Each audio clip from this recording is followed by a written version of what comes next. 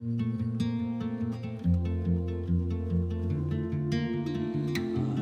everyone. My name is Wayland Burton. But 69 years old. Originally, I grew up on the southern portion of Durham on the Fayetteville, in the Fayetteville Road, 751 area. My family was sharecroppers at that time, and that whole entire southern Durham area was part of the Merrick-Moore community.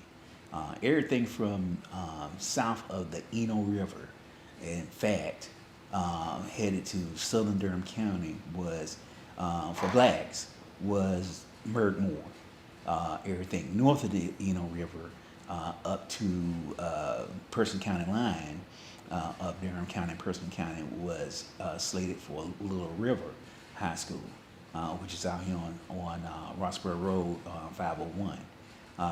There was one black city school, which was Hillside, which took care of all the black students within the city itself. But with all my siblings, older brothers, two older brothers and older sister, attended Merrick-Moore. The progression was you went to Pearson Town, and Pearson Town went from first grade to the ninth grade, and then you went over to Merrick-Moore to finish your last 3 years of high school, or last 4 years of high school, really. First to the eighth, and then ninth through 12th over at Merrick-Moore. We would bus from Pearson Town. Everyone catch the bus from their particular locale and come to Pearson Town Elementary. The elementary kids would get off the bus, and then the high school kids would change to a different bus, and that bus would take them over to Merrick-Moore High School, and there they would spend the rest of the day and then do the reverse on the way back. And that continued until about 1969, which was the end of the all-black schools, and integration took place. Now, there were some volunteer integration that went on prior to that, starting at the sixth grade.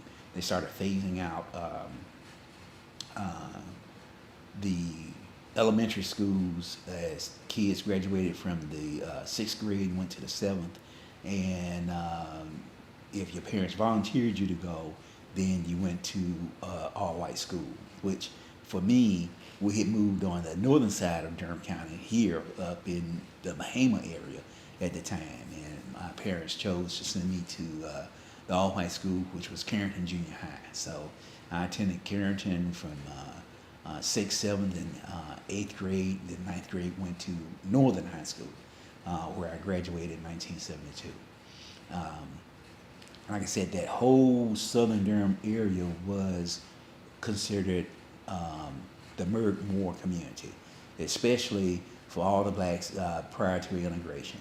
So it wasn't just the local area right around the high school itself, it was the entire community. So with all the kids going to that one high school or following that same migration pattern from Pearson Town to Merrick-Moore, then you got to know everyone, all the blacks within the city, or all the blacks within the town that were rural, and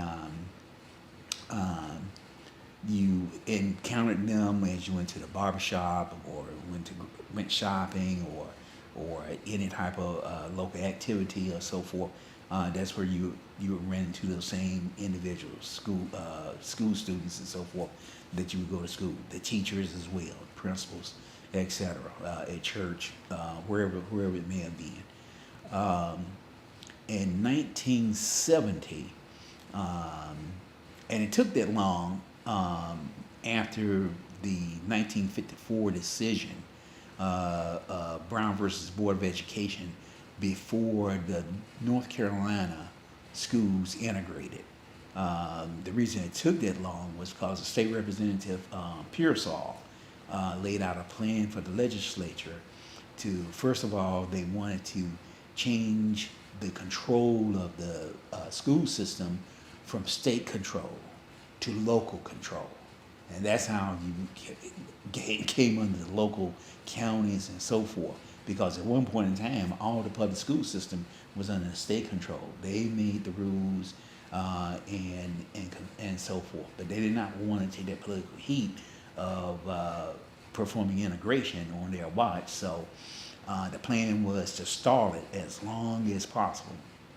And the Pearsall plan did that by first turning over to the local counties and local areas to have. First it was, and here in Durham County was the county schools and then the city schools. So that had to be established and set up. Then after that, deliberation on how the monies would be doled out to the various entities, the county and the city, and so forth, went along. And then they each had to come up with a plan, an individual plan, on how to integrate the schools. What schools would be closed, what schools would be open. With Durham County, Merrick-Moore and Little River, those two all black high schools were closed, and the kids were sent to all white schools. Some went to the Southern, some went to Jordan, some went to Northern.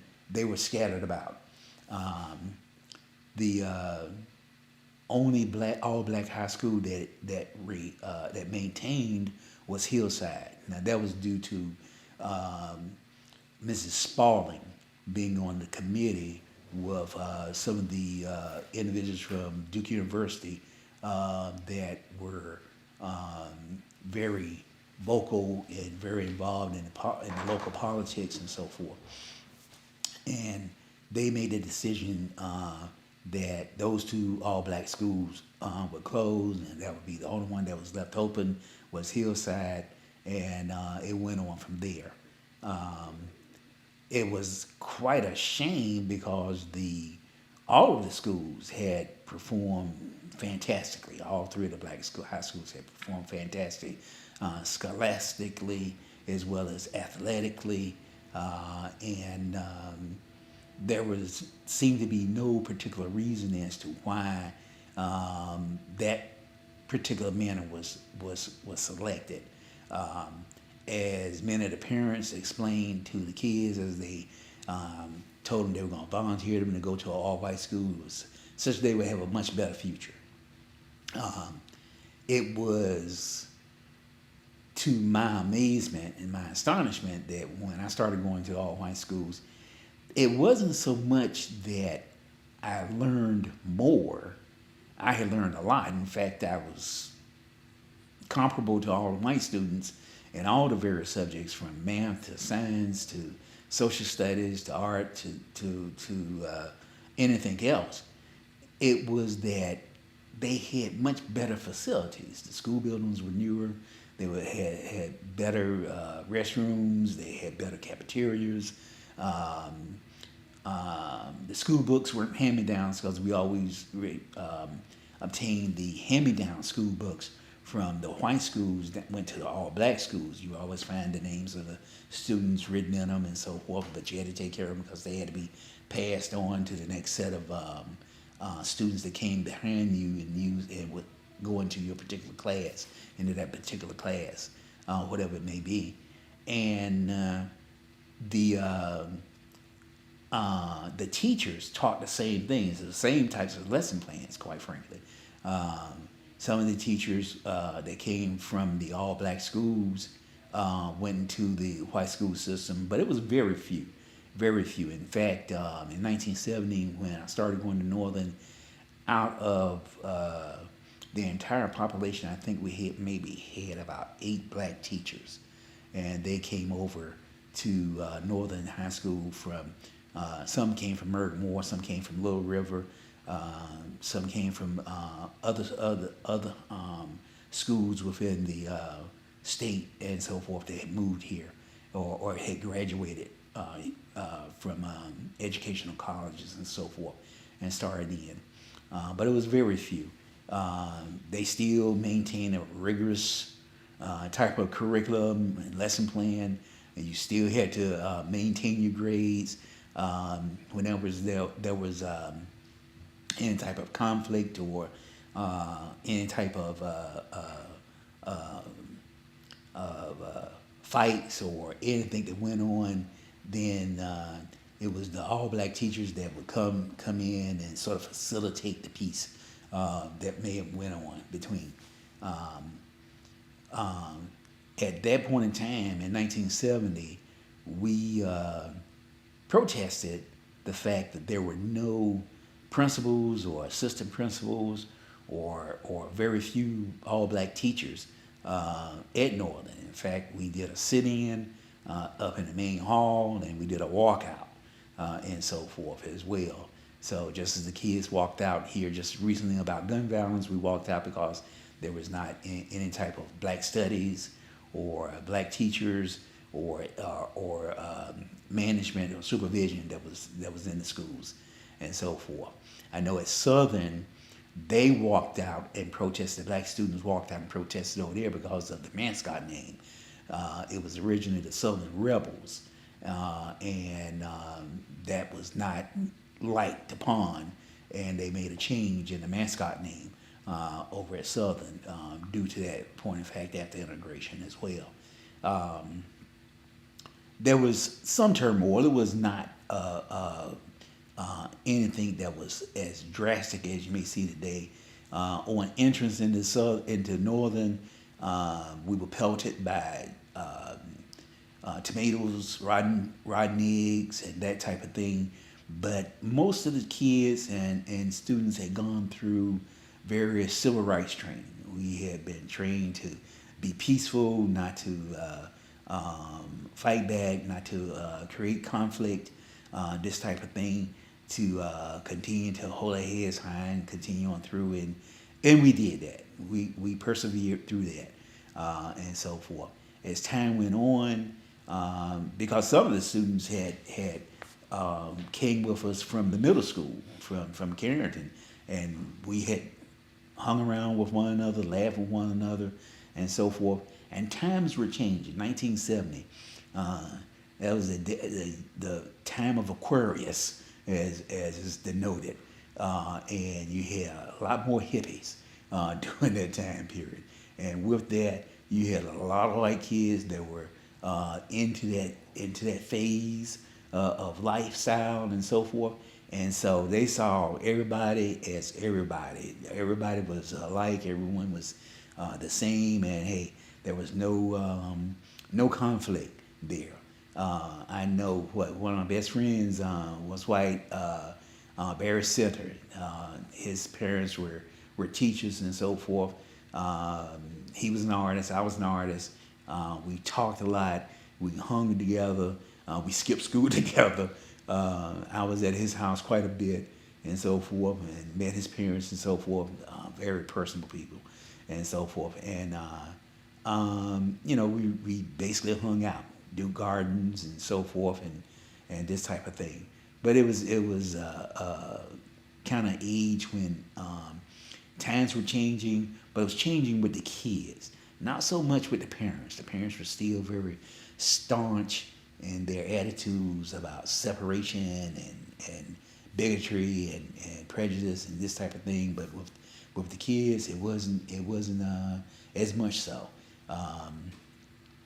There was no particular interracial dating that was going on per se at the time period. But as time went on, that did occur, especially as we got into college age, and that type of thing.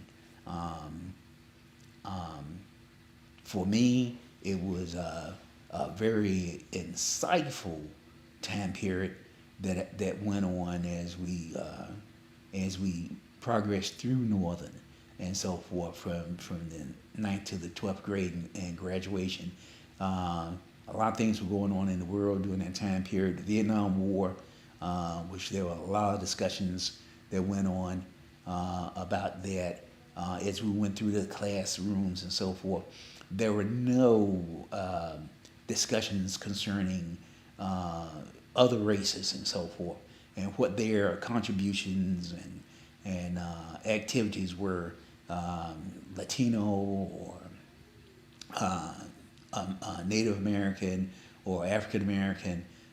There was no real discussions about it. You saw only the things that the Native Americans were savages and they scalped people and they raided wagon trains and the awful, the bad of the bad. No reason as to why these things occurred or how it evolved or anything like that. For blacks, it was slavery. That was the only thing that you talked about. For Hispanics, it was Poncheville and that situation and nothing else. Nothing about culture, nothing about how people lived, the progress or steps that it took to get from point A to point B with their culture. Those individuals that were heroes or individuals that contributed greatly to their culture and to life as a whole. So you were minus that type of information. It struck me very curiously because I had learned about a lot of these things already in the all-black school. I had learned about Harriet Tubman. I had learned about various other black heroes and individuals in life and going through the culture and so forth. I had learned about slavery and the how that culminated into the Civil War and how it was affected. I had learned about Native Americans. I was part Native American, so consequently I learned about that culture and about the Cherokee Indians and the Trail of Tears and the type of civilizations that they had and the upbringing, the culture, and the richness of it. I knew about Hispanic culture and was part of and had experienced some of that as well, just traveling around. It was some of the things that I had touched upon and I knew about, and in my just traveling from point A to point B, I was, like I said, I was into art, and that was mainly what I was intending on doing with the rest of my life, was being an artist. And I spent a lot of time on Duke's campus in their library studying various great artists and so forth, and their techniques and their styles and how they came about it and so forth. And in that, and being on that campus, I met a lot of different people and had an opportunity to sit down and talk to a lot of different people,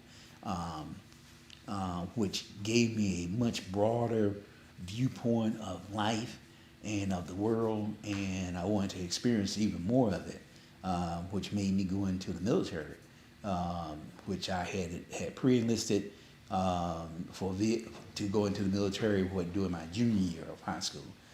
So I was on delayed enlistment, and once I graduated, I went into the military and never sort of looked back in a way, and spent 36 years in the military in itself, in electronics as an engineer, and retired thereafter.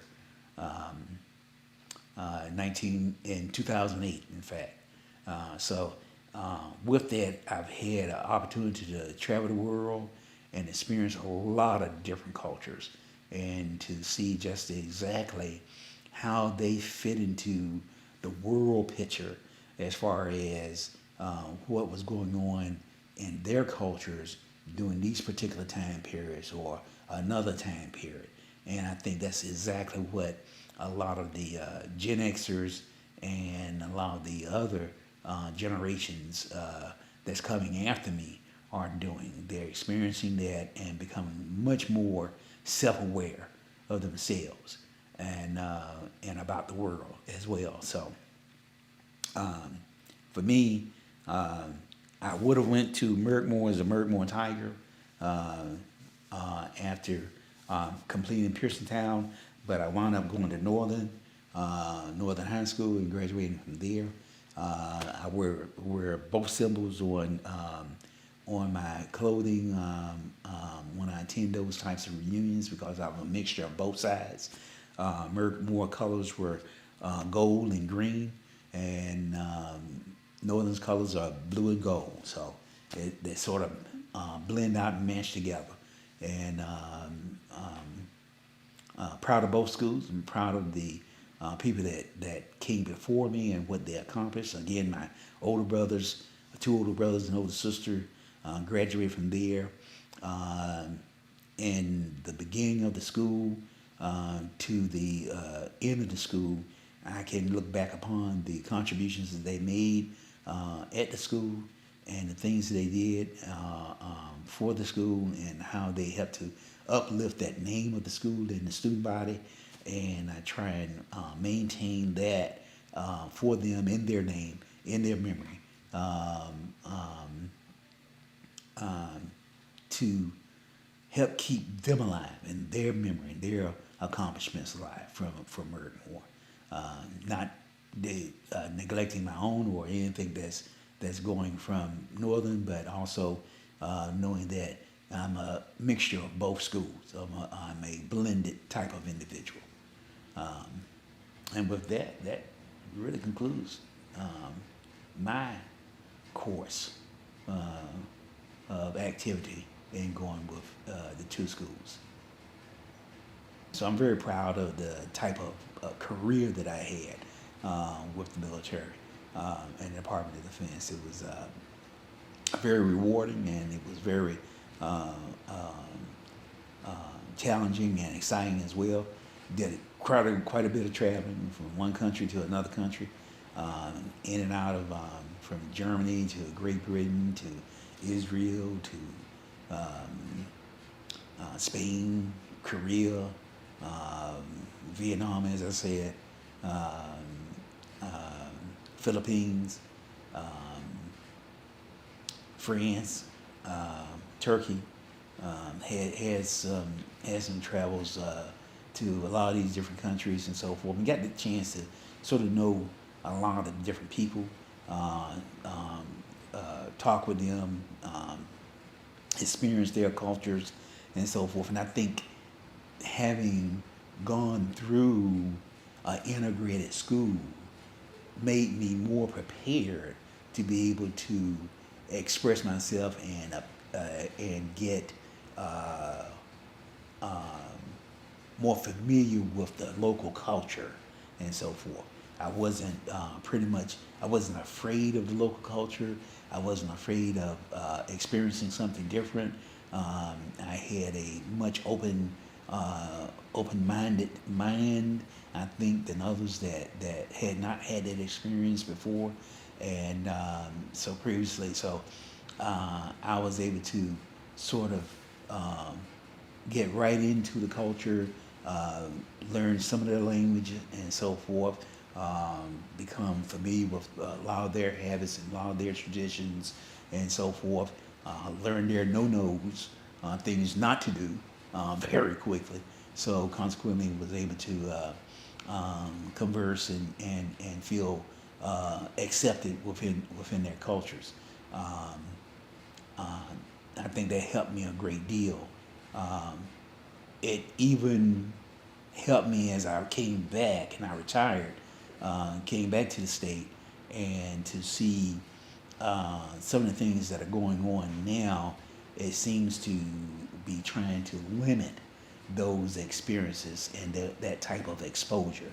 The educational book burnings or rejections from out of the schools and so forth. I mean, that was the library and going in, getting a book on a different place was like the greatest thing, or a different culture was the greatest thing of all, because you could expand your mind. You could take that trip without having to leave home, just imagine it and so forth. And now, a lot of these kids will not even have that opportunity to do that until they come out of school. And as well, they will have such a narrow, limited view of people and places and cultures and so forth. They won't they will not have experienced what the LGBTQ culture is about, and what they may think, and so forth. It will be They will shun it a lot quicker than someone that has been exposed to it, and so forth, which is not, I don't think, good at all, especially in trying to broaden your own horizons, as well as trying to create a better world and a better community as a whole. Those types of stigma that's placed upon someone today can cause irreparable harm to them in their future. So I'm totally against that, and would hope that the kids will search out and look for those various experiences, and in spite of the roadblocks that may be placed in front of them, not let that deter them from experiencing that or going forward with that. So it's something that I think was a very positive experience. I think that was the experience that my parents wanted me to have when they volunteered me for all white school and middle school, and hopefully I obtained that, and hopefully I did them proud. Awesome. Thank you. The last question, in terms of your sense of community now, and what is your relationship now with the Triangle, Merrick-Moore, Durham County, all those things? Like, how do you see that? I see my role within the broader community as one in which, if there's nothing is new under the sun, as they say, and people go through a lot of experiences that they've had before in the past, and they tend to repeat them again. So, having been through those experiences, I think I'm able to provide a voice or input into some of the hazards that can occur within the greater community. Durham County, I've worked within Durham County government, even on when I was thinking about retiring a year or 2 years prior to around 2006, 2007, prior to my retirement. I would make that trip from Washington, D.C. back to Durham just so I could take part in the Durham County program that they had for neighborhood, for local neighborhood, teaching you about the police department and teaching you about the recreational facilities and the Durham County government and what they did. So I would make that drive on a Thursday, come back, go to that class on Friday or Thursday night rather, wind up going back up to DC on Sunday, and so forth to work. But I did that for that entire segment that Deborah Craig Ray with Durham County government, their media and publicity individual, put on for the entire time period, so that I could become refamiliarized with the county and with the place I was going to retire, because I had been away for 36 years. So, things have changed, I know, from over that point in time, and I wanted to sort of catch up on what had changed and how things had changed. So I did that, and then after I retired here, I started getting involved with local boards, local communities, and so forth. I was the chair of the Durham ABC board for a couple of years here.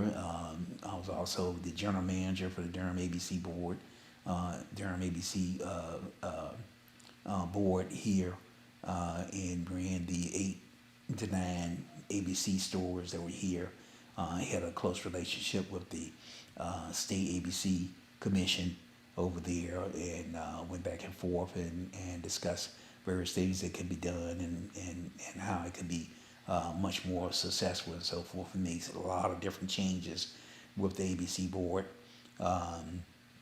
In fact, during my tenure, I think I gave the highest distribution to the county, which was over $2 million per year during that time period. Before they had only received maybe 100,000 or so at a year's time period and so forth, as far as in profits and contributions. And I had rearranged the ABC stores to the point where we were able to provide a contribution to the city and to the county, with the county getting the larger portion of over $2 million each year.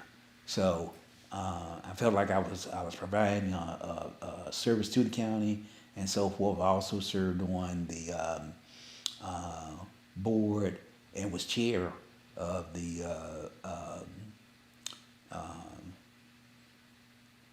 what is it? The agricultural board. Is the board that welcome baby and provides the transportation board. So I was trying to make sure that transportation got out to the community, and that the little shuttles went around, especially to the older, to the elder, to the senior places and so forth, and provide them transportation back and forth to various places they need to go, hospitals, grocery stores, local events and so forth, even to the beauty parlor or to the barber shop type of thing. So it was gratifying to do that. It was gratifying to see what things that were possible within the county. Even took a stab at politics at one point in time, running for the